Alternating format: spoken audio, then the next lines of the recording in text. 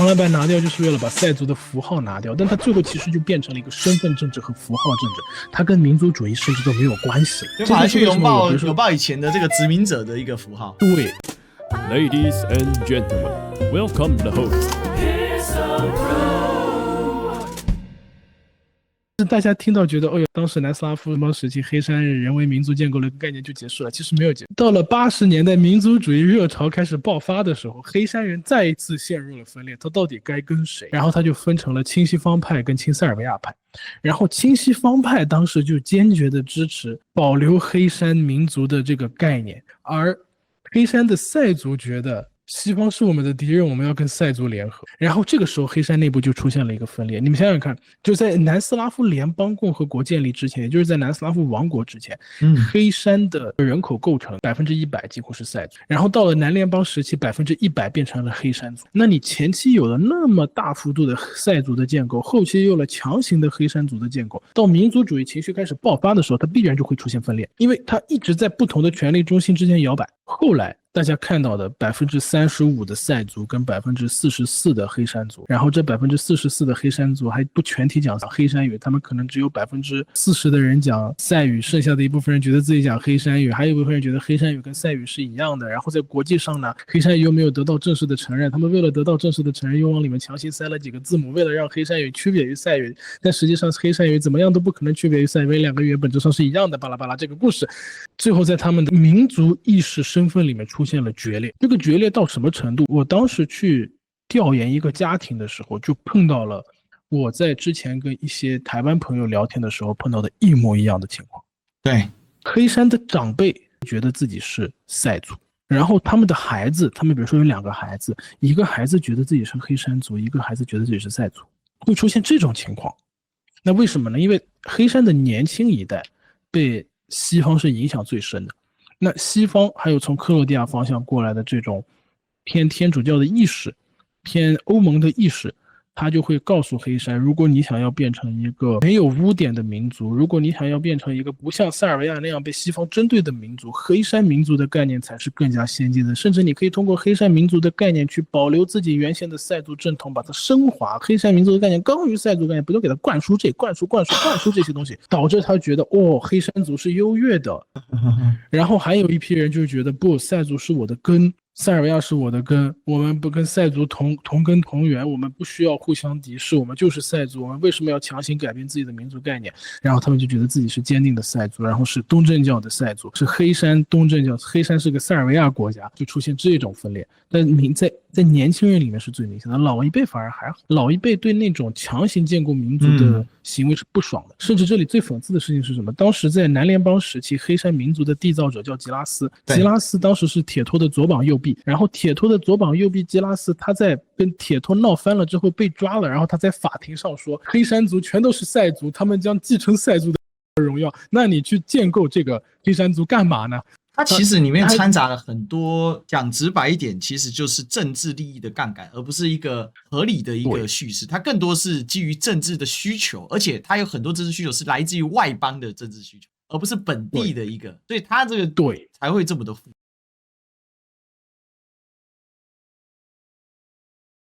黑山还干了一件什么事情？他们对国歌进行了更改。比如说黑山的国歌，它最早的那首歌是它的第一段话是这样子的啊，英雄般的早晨，我们的母亲黑山，只有你向往自由，留在了塞尔维亚的传统之中。然后后续的就是上帝和圣母还会再给一次机会，让以前的辉煌重新恢复。聂格什就是他们以前的君主，躺在洛夫琴山上面，他是塞尔维亚最具智慧的人。就黑山最早这首歌，它充满了塞族民族主义的叙事。然后他现在变成了五月清亮的早晨，我们的母亲黑山，我们是你山岩的子弟，是你荣耀的保卫者，我们爱你，巴拉巴拉巴拉，没有任何塞尔维亚的体现。然后国旗上也出现了变化，但是黑山最早的国旗是塞尔维亚经典的红蓝白的这个顺序，然后有一个双头鹰，然后上面是一个黑山的国徽。然后呢，塞尔维亚是红蓝白，然后有一个塞族的国徽。然后本质上红蓝白体现的是2个塞族国家的实质，就红蓝白这个配色很多斯拉夫国家都有，但是红蓝白这个顺序是塞族的顺序。然后呢，他们为了完全实行去塞尔维亚化，他们当时搞了一个新的国旗，国旗源自于他们最早的军旗，然后这个军旗呢又是奥匈帝国占领时期给他们配的国旗，包括意大利去占领黑山的时候给他们配的国旗，完全的去塞尔维亚化。所以我一般跟大家去聊的时候，尤其是跟台湾朋友去聊的时候，像有一些人跟我讲台湾要建立台湾族，我说不，这个不是民族概念，民族概念本来就不应该是搞分裂，它最多就是一种身份政治化，一种民族政治的身份化，还有身份的政治化。对，它不是个民族概念，因为民族它至少从理论的角度来说，它不是搞分裂的。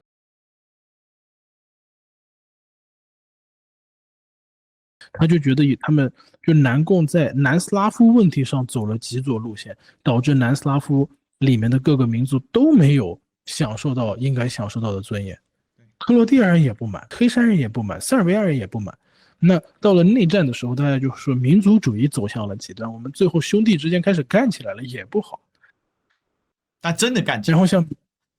真干起来，然后像比如说民主它往极限发展，它就是暴民政治，它也会有问题。其实从刚才这个克罗地亚在台湾叫做克罗埃西亚嘛，那克罗埃西亚、南斯拉夫，其实这整个民族里面，如果真的要说它异化的比较多的，其实是今天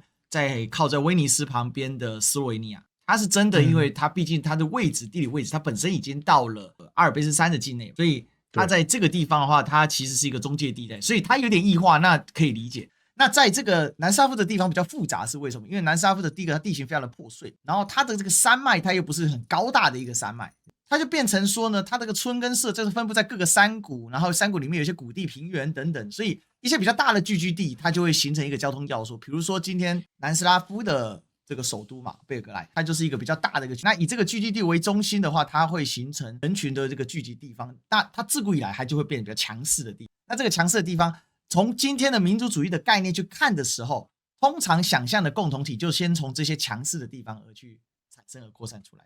其实光是 Serbian 还有一个 Sorb， 我们之前在讨论过也很复杂。对，我们之前讨论过，这个太有意思了。Sorb 这个东西是什么？大家如果去看这个民族的起源说理论，你们会发现巴尔干有2个核心的理论，这2个理论是死对头啊。一个理论是巴尔干现在的南部斯拉夫人是原住民。对，还有一个说法是阿尔巴尼亚人是原住民。但是呢，如果我们去做考古学证据，如果我们去做 DNA 证据，如果我们去做文化历史分析证据，如果我们去找各种史料证据，就会发现阿尔巴尼亚原住民说是站不住脚的，南部斯拉夫人起源说是站得住脚的，但是南部斯拉夫人在血统上又不是斯拉夫人，至少在血统上，我们从 Y 染色体的角度来说，其实跟北欧是比较像的。然后呢，真正的这个东斯拉夫人、西斯拉夫人，他们跟日耳曼人是比较像的 ，R1 跟 R2。然后呢，我们历史教科书上也会写斯拉夫人6世纪到达巴尔干这条叙事。这条叙事其实是从柏林维也纳学派还有伦敦学派过来的。他们这个历史证据到底是什么，也很难完全去论证。然后从里面就总结出了这么几个东西。第一个，巴尔干多瑙河中下游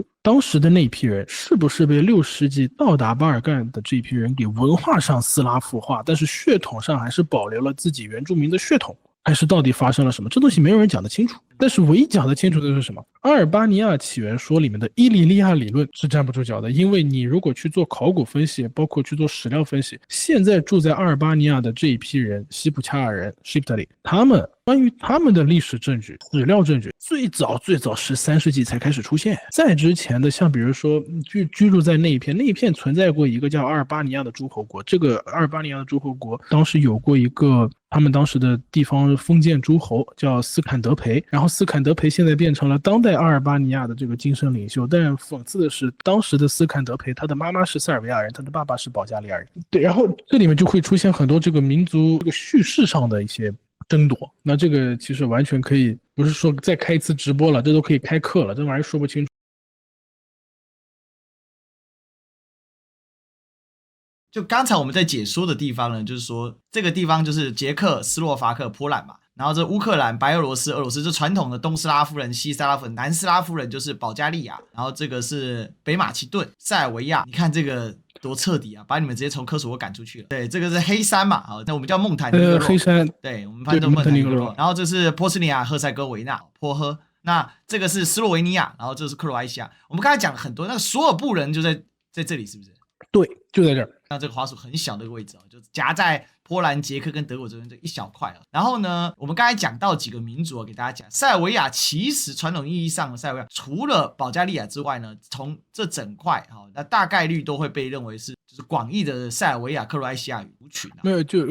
它广义上会被理解为是南斯拉夫，然后塞尔维亚广义上就是波黑的东边加黑山加马其顿的北部。马其顿这个国家其实也很奇怪，马其顿这个国家它就不应该叫马其顿，对，它以前叫南塞尔维亚。好，但我问一个核心问题，就你的概念里面，南斯拉夫，你觉得是同一个民族吗？我觉得是啊，它怎么不是呢？那斯洛文尼亚你会觉得是同一个民族？斯洛文尼亚，我会觉得在血统上是，但是它在语言上已经很不一样了。因为太遥远，因为我们看，如果语言不一样，那其实就会带来很强的陌生感。但是如果用中国的视角去看，中国从南到北，从西到东，方言那么的不一样，那斯洛文尼亚的这个方言，它跟塞科语系不一样，或者说有那么点差别，其实这点差别完全是可以理解的。但是你放在南斯拉夫这样一个所有细微的变化都会被无限放大的地方，那你自然而然心理上就会觉得斯洛文尼亚人不是塞尔维亚人或者克罗地亚人或者波黑穆斯林。你看我至今还在用波黑穆斯林这个说法，因为我自己没法把他们界定为他们自我界定的波什尼亚克族，因为这些波黑穆斯林他可能4代5代6代之前全都是要么克罗地亚人要么塞尔维亚人，然后在整个南斯拉夫版图里面最早形成这个民族身份共同体的就只有塞尔维亚和克罗地亚。那形成民族身份共同体的方式其实又是基于宗教的，所以这个东西就很尴尬。宗教这个东西我没想到最后会让2个地方演变成2个不一样的民族身份，其实挺可悲的一件事情。然后最后就有了这么一个为期100年的尝试，这个尝试叫南斯拉夫，但是这个尝试最后归根结底被证明是就像普京说的那句话，想回到苏联的人是蠢的，但是去这个辱骂去这个诋毁苏联的人是坏的。我记得他应该大概是这么说的吧，就是想回到南斯拉夫的人肯定不明白南斯拉夫这个尝试它的失败性之大，但是不去赞同它曾经是个强大的概念，它曾经是个强大的国家也不好。